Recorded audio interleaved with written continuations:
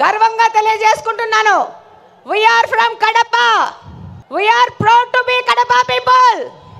ఇది కడపలో జరుగుతుంది కాబట్టి ఇంత పెద్ద చారిత్రాత్మకమైన ఘట్టం మన కడపలో మనం ఆహ్వానిస్తున్నాం. మనము అతిథులకు సేవ చేసుకుంటున్నాం. ఈరోజు ప్రతి ఒక్కరికి ఈ కార్యక్రమంలో అరేంజ్మెంట్ చేసి శబాస్ అనిపించుకున్నామంటే అది కడప జిల్లాలో ఉన్న తెలుగుదేశం పార్టీ అంటే.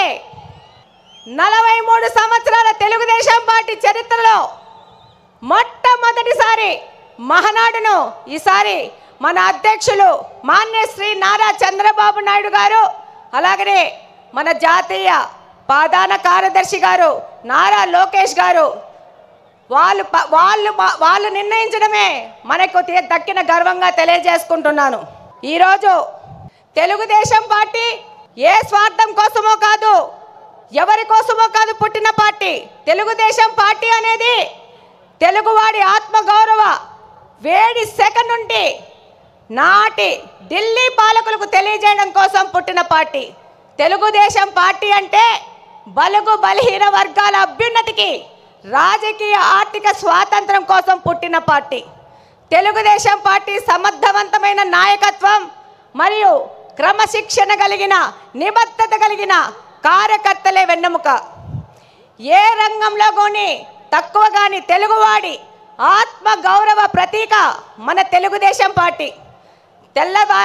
తెల్లవాడి నుంచి మనకు స్వాతంత్రం తేవడానికి గాంధీ మహాత్ముడు పుడితే తెలుగువారి ఆత్మ గౌరవాన్ని కోసం పుట్టిన వారు విశ్వవిఖ్యాత నట సార్వభౌమ స్వర్గీయ అన్న ఎన్టీఆర్ గారు.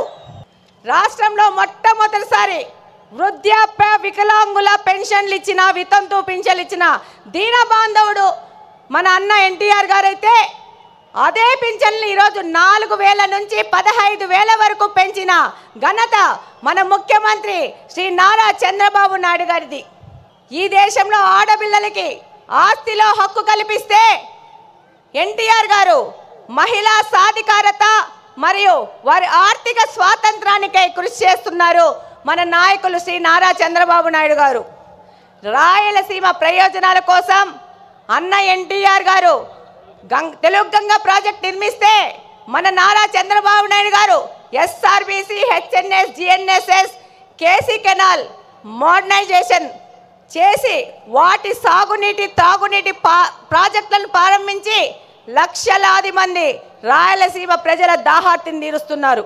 మన ప్రియతమ నాయకుడు నారా చంద్రబాబు నాయుడు గారు ఎన్టీఆర్ ఆశయాలను, ఆదర్శాలను, సిద్ధాంతాలను ముందుకు తీసుకెళ్తూనే పరిపాలనలో, సంక్షేమంలో కానీ అభివృద్ధిలో కానీ ఆయన తీసుకొచ్చిన సంస్కరణలు ఈ దేశంలో మరెవ్వరూ తీసుకురాలేదనడానికి సందేహమే లేదు. చంద్రబాబు నాయుడు గారంటే క్రమశిక్షణ, పట్టుదల, అంకుటిత దీక్ష, నేర్పు, ఓర్పు కలిగిన నాయకుడిగా ప్రపంచ దేశాలు అవసరాలను, సంక్షోభాలను అవకాశాలుగా మార్చి విజనరీ లీడర్గా ప్రపంచమంతా ఈరోజు కీర్తిస్తుంది. అందుకే రాష్ట్ర అభివృద్ధి అనగానే ఎవరి పేరు గుర్తొస్తుంది? నారా చంద్రబాబు నాయుడు గారి పేరు గుర్తొస్తుంది.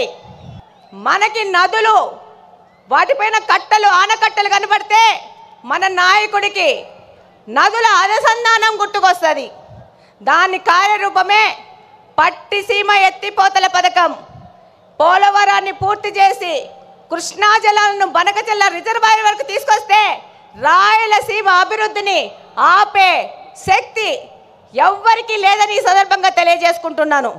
ఆయన యొక్క ఆలోచనల ప్రతిరూపమే ఈరోజు ఐటీ రెవల్యూషన్స్ను, సాఫ్ట్వేర్ రంగానికి 194 దేశాలలో మన తెలుగువారు ఈరోజు వెళ్ళి ఆర్థికంగా అభివృద్ధి చెందుతున్నారంటే అది మన నాయకుడు నారా చంద్రబాబు నాయుడు గారి యొక్క ఘనతనే. రాయలసీమ లాంటి కరువు ప్రాంతంలో సాఫ్ట్వేర్ ఐటీ రంగాలను తీసుకొచ్చి ఎంతోమంది రైతుల పిల్లలు ఇంజనీర్లై ప్రపంచ దేశాలకు వెళ్ళి ఇక్కడ ఫ్యాక్షనిజము ముగిసిపోయిందంటే దానికి కారణం మన నారా చంద్రబాబు నాయుడు గారు. ఈరోజు హైదరాబాద్ అంటే నారా చంద్రబాబు నాయుడు గారే గుర్తొస్తారు. అలాగనే ఈరోజు మనకు కడపలో ఇంత పెద్ద అవకాశాన్ని ఇచ్చి ఒక మహిళను నాకు అవకాశం ఇచ్చి ఇక్కడ ఎమ్మెల్యేగా పోటీ చేయించారు. దానికంతకు ముఖ్య కారణం శ్రీ నారా చంద్రబాబు నాయుడు గారు, నారా లోకేష్ గారు. ఈరోజు మన నారా లోకేష్ గారు 1 కోటి మంది సభ్యత్వాలను చేసుకొని వాళ్ళకు ఇన్సూరెన్స్ అని ఏదైనా ప్రమాదం జరిగితే 5 లక్షల బీమా వాళ్ళకు వచ్చే విధంగా చేశారంటే భారతదేశంలోని ఏ పార్టీ కూడా ఈ విధమైన కార్యక్రమం చేయలేదు. అది తెలుగుదేశం పార్టీ వంతైంది. ఈరోజు తెలుగుదేశం పార్టీ తరఫున నన్ను నిలబెడితే ఏం మాట్లాడినారు? గంగిరెద్దు అన్నారు, బుడబుక్కలు అన్నారు, నీ ఇంటికి వస్తామన్నారు. ఒక్కసారి ట్రై చేసి చూడండి. బుడ్డా వెంగళరెడ్డి ఇంటి ఆడబిడ్డని ఇంటికి రిటర్న్ వీల్ చైర్లో పోతారు. ఈ సందర్భంగా తెలియజేస్తున్నాను, ఎవరే కానీ తెలుగుదేశం కార్యకర్తని టచ్ చేసి చూడండి, అదే వారి చివరి తప్పైపోతుంది. శ్రీ నారా చంద్రబాబు నాయుడు గారి ఆశయాలతో ఇక్కడ ఎమ్మెల్యేగా గెలిచి మీ అందరికీ తెలుసు, ఈరోజు పులివెందుల ఎమ్మెల్యే 2 సార్లు ప్రచారానికి వచ్చాడు. రెండవసారి మా ఎమ్మెల్యేని చూడొద్దండి, నన్ను చూసి ఓట్లేయండి అన్నారు. కానీ మా తెలుగుదేశంలో పార్టీలోని కార్యకర్తలు, నాయకులు, మన ప్రజలు అది తిరస్కరించి తెలుగుదేశం పార్టీకి ఓటేశారంటే మీరందరూ 2 ఎమ్మెల్యేలను ఓడగొచ్చినారు కడప నియోజకవర్గం నుంచి. ఈరోజు మన నాయకుడు చంద్రబాబు నాయుడు గారి ఆశయాల ప్రకారము ఆయన దగ్గరికి కడప నియోజకవర్గ అభివృద్ధి కోసం పలుసార్లు పోతున్నాం. ఆర్థిక పరిస్థితి ఇబ్బంది ఉన్నా కూడా సార్ని ఇబ్బంది పెడుతూ కడప నియోజకవర్గం విషయము ప్రతి ఒక్కసారి తీసుకెళ్తున్నాం. దాని ఫలితంగానే ఈరోజు స్ట్రాంగ్ వాటర్ డ్రైన్స్ 70 కోట్ల రూపాయలకి, ఫుట్ ఓవర్ బ్రిడ్జ్లు 20 కోట్ల రూపాయలకి శాంక్షన్ చేసి మేము మేనిఫెస్టోలో చేసిన వాగ్దానాన్ని, ఒక ఆడపిల్ల చేసిన వాగ్దానాన్ని నిలబెట్టుకునే విధంగా మన నాయకులు మనకు గౌరవం ఇచ్చినారు.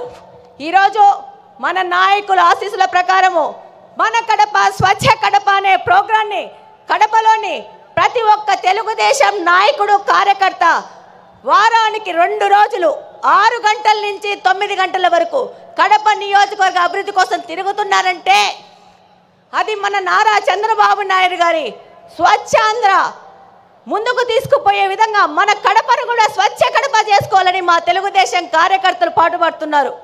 ఈరోజు ఎన్నో దశాబ్దాలుగా కడపలోని బుగ్గంగా ప్రాజెక్టుని నిర్లక్ష్యం చేసి దాన్ని పిచ్చి మొక్కలకు, పందులకు, అపరిశుభ్రానికి నిలవుగా మార్చిన ఈ వ్యక్తులు ఈరోజు తెలుగుదేశం పార్టీ అధికారంలోకి రాగానే ఆ ప్రాంతాన్ని గంజాయి సేవించే వారికి అడ్డగా మారిస్తే దాన్ని కంప్లీట్గా క్లీన్ చేసి రేపు జూన్ 21వ తేదీ జరిగే నేషనల్ యోగా డే బుగ్గంగా ప్రాజెక్టులో మ్యాట్ వేసుకొని చేస్తామని సందర్భంగా తెలియజేసుకుంటున్నాను.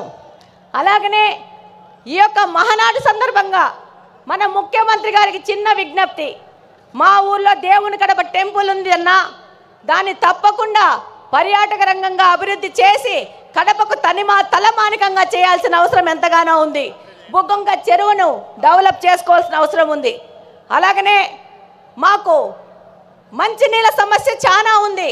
Kadapa town, Kadapa head quarters 20 సంవత్సరాల నుంచి ఒకటే పార్టీ అధికారంలోకి ఉంది, కానీ పూర్తిగా నిర్లక్ష్యం చేశారు. నారా చంద్రబాబు నాయుడు గారి ఆశీస్సులతో ఆ సమస్యను కూడా మేము తీర్చుకుంటాం. అలాగనే నారా లోకేష్ గారు 20 లక్షల ఉద్యోగాలు ఇస్తా అన్నారు. అందులో భాగంగా కడప హెడ్ క్వార్టర్స్లో మెగా జాబ్ వేళ ఏర్పాటు చేసి 2500 మందికి స్థానికంగా బహుళజాతి కంపెనీల్లో ఉద్యోగాలు ఇప్పించినాం. అలాగనే నారా లోకేష్ గారికి ధన్యవాదాలు చెప్పుకోవాల్సిన అవసరం ఉంది. ఎందుకంటే మొట్టమొదటి స్టార్టప్ కడపను P4 మోడల్ కింద మొదలు పెట్టారు. 6 నెలల్లో పూర్తి చేస్తున్నారు. ఇక్కడ కడపలోని యువతకి ఒక మార్గదర్శకంగా దిశానిర్దేశం చేసే విధంగా కడపను ముందుకు తీసుకుపోతున్నారు. అలాగనే మనం P4 మోడల్లో మన కడపలో నిఘా వ్యవస్థను పెంచడానికి 1 కోటి రూపాయల వ్యవధితో P4 మోడల్లో కెమెరాలు పెట్టబోతున్నాం. చివరిగా కడప అనేది ఎవరి అడ్డాగడ్డా కాదు, ఇది కడపలో నివసిస్తున్న ప్రజల అడ్డా, కడప ప్రజల గడ్డ. తెలుగుదేశం పార్టీ ఇందాకనే మీరు చూసింటారు, దాదాపు 15 మంది నాయకులు తెలుగుదేశం పార్టీ నాయకులు నిలబడ్డారు. మేమందరం తెలుగుదేశం పార్టీ కార్యకర్తలను ప్రజల దగ్గరికి తీసుకుపోయి వాళ్ళ ద్వారా మా ద్వారా ప్రజాసేవ చేస్తూ ఇది ప్రజల అడ్డా అని తెలియజేస్తున్నాం. అలాగనే నాకు ఈ మహావేదికలో మాట్లాడే అవకాశం కల్పించిన ప్రతి ఒక్కరికి ధన్యవాదాలు తెలియజేసుకుంటూ సెలవు తీసుకుంటున్నాను. జై హింద్, జై తెలుగుదేశం.